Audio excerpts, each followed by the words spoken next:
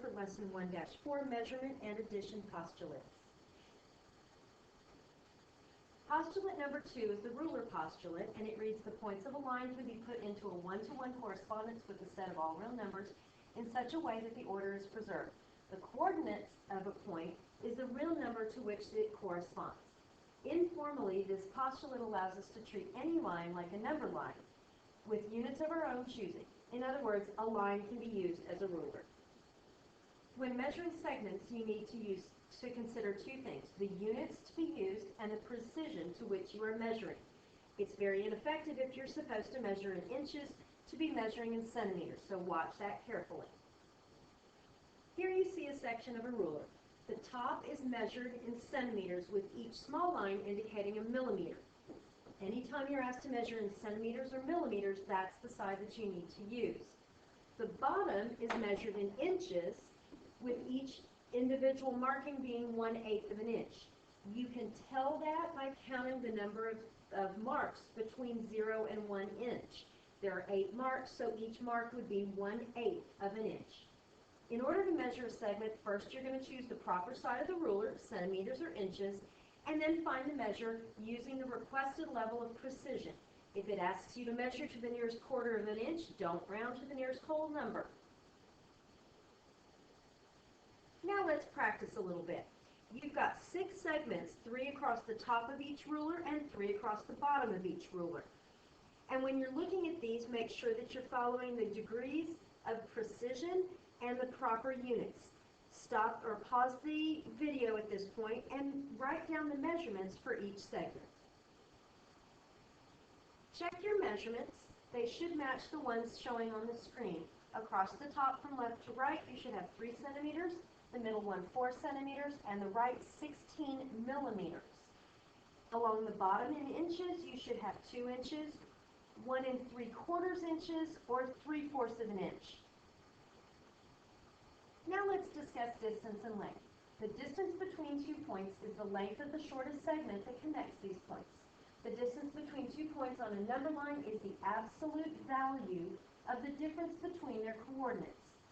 Why do you think we use absolute value for distance? Pause the video for a moment and think about that answer. Jot down some ideas. Since distance is always positive, we would use absolute value to ensure that we have a positive value for the distance. Let's practice finding some measurements. The length of a segment is the distance between the endpoints of that segment as mapped on a number line. For example, looking at the number line in your unit guide, UV would be 4 units. Note that that seems to only take 2 spaces, but if you look at your scale, you're counting by 2s. So it goes from 10 to 14. If we did the absolute value of the difference between these coordinates, we would either look at 10 minus 14, which would be 4. Absolute value of that would be 4. If you look at it the other direction, we would get absolute value of -4, which is also 4. Again, this emphasizes why we use absolute value. Now pause the video, and I want you to do the problems in your unit guide. Count those units and figure out the distance between them.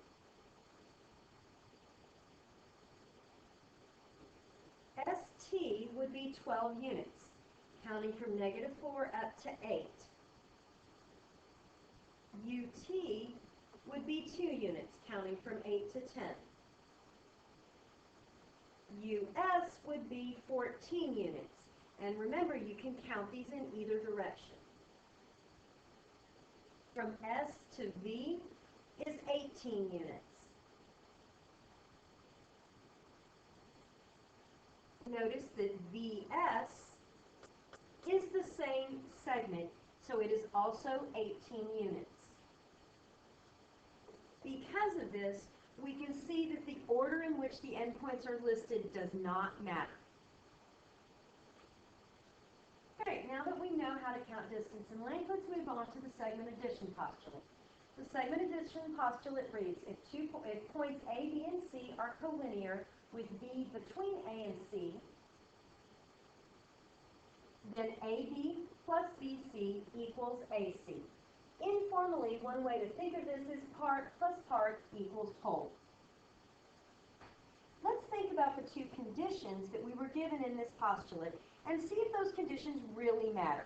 The first one says that the points have to be collinear. So let's look at what happens if they're not collinear. So let's take points A, B, and C and make them not collinear.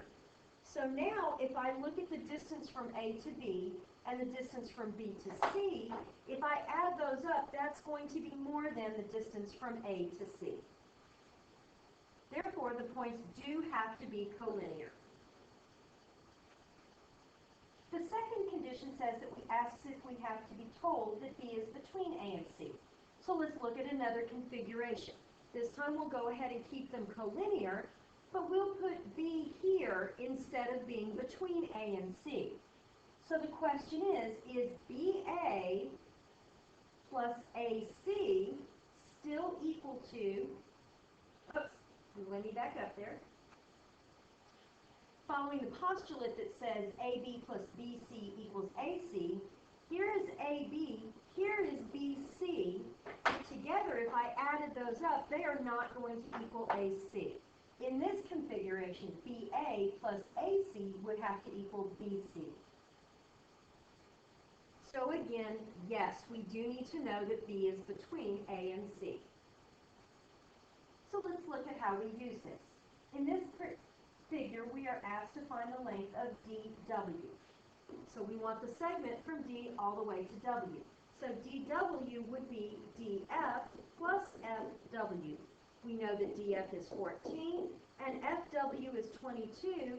So when we add those together, we're going to find that DW is 36 units in length. In this example, we need to make a translation between the words and the figure. They tell us GB is 15 units. So let's go ahead and label that on our figure. GR is 74 units. Be careful, make sure you're finding the proper segment for GR. In order to find the length of BR, I'm going to give it a variable. I'll just call it X. And we can use that informal thought of part plus part equals whole.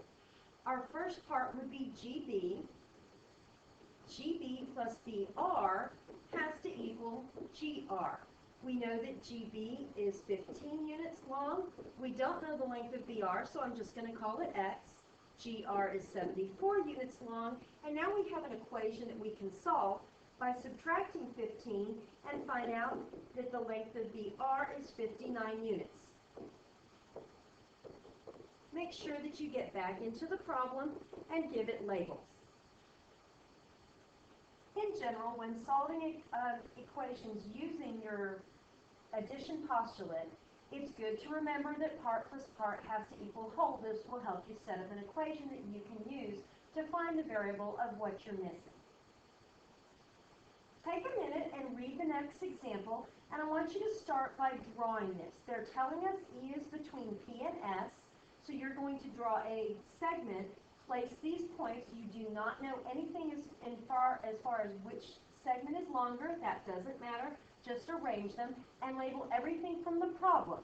Pause the video and do your drawing. Your drawing should look something like this. It's best not to make E be right in the middle of your segment. You don't want to fool yourself into thinking that they have to be the same, because in this situation, we don't know that. Now again, I want you to pause the video and write an equation that can be used to find the value of X. Your equation should look something like this. Since PE plus ES has to equal PS, all we need to do is move the values that they gave us in the problem into this, and then we can combine our like terms, and then we can go solve. We'll subtract 21, and then we're going to divide by 11 and find out that X is 9. But wait, always go back and read the problem. They didn't just want X, they wanted X as well as the values of PE, and your book says PS, it should be ES. So let's go ahead and take our value for X and we can plug that in and find what we need. PE is 4X plus 6. So plugging in 9, when we substitute 9 in for x, we're going to get 36 plus 6, or 42 units. Do the same thing now for ES and find that length. Substituting 9 in for x, we find out that ES has to be 78 units. You can kind of check your work this way by adding these two together to make sure that PS still comes out to 120 units, and in this case, it does. Segments with the same length are called congruent segments. We use matching marks on the segments to indicate that they are congruent. So if I have two segments here and I mark them both the same way, you can know that they're congruent. Transfer the information from the problem onto the diagram, including all of your labels. I've transferred the labels onto the figure, and I've included the green marks indicating that the segments are congruent.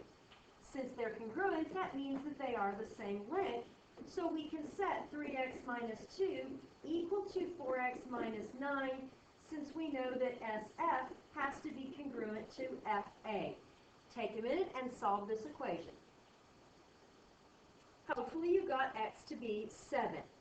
Again, I want you to pause the video and now go find the lengths of SF, FA, and SA. Hopefully you found that SF was 19 units, FA was also 19 units, which we knew because they were congruent, and that gives us SA to be 38 units. Now let's move on to measuring angles with a protractor. I want you to take a minute, pause the video, read through postulate 6 and the formula for measuring the degree measure of an angle. In general, the protractor postulate is just allowing us to use a protractor to measure our angles. The degree measure of an angle formula is just telling us that we need to take the difference between the two endpoints of the angle to find the measure of that angle. We use a protractor to measure the degree of to find the degree measure of an angle. Take a minute and read through the steps on finding the degree measure and try to find the measures of the three angles shown in your unit guide. Notice that we have the vertex of the angle lined up right here, one base side of our angle right along the line at the bottom of your protractor. Our angle is more than 90 degrees, so make sure that you're reading the proper line, because as you see, we've got two different angle measures here.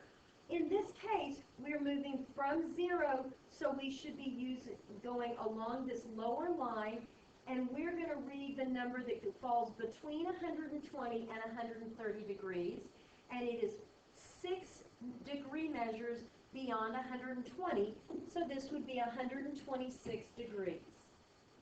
The next angle is lined up again the same way with a base angle along 0. This one is an acute angle, but we're still moving in the same direction, but our degree measure should be between 60 and 70. The problem here is it doesn't reach the markings, so we're going to need to use a straight edge to extend that line out and see exactly where it hits. In this case, it hits 4 marks in, so this would be 64 degrees. The next one's a little bit different. Again, I want you to use a straight edge and extend both of the rays on your angle. My rays seem to be hitting at about 122 degrees and 85 degrees. So my angle should be the difference between those. So I'm going to take 122 and subtract 85, and I'm going to get 37 degrees. You can kind of do a little estimation and notice that each of these, that's 10, 20, 30, plus the 5 over here and 2 over here. And again, you can capture 37 degrees that way. We've reached the end of the notes. Now move on to do your Tier 1 assignment and your knowledge check.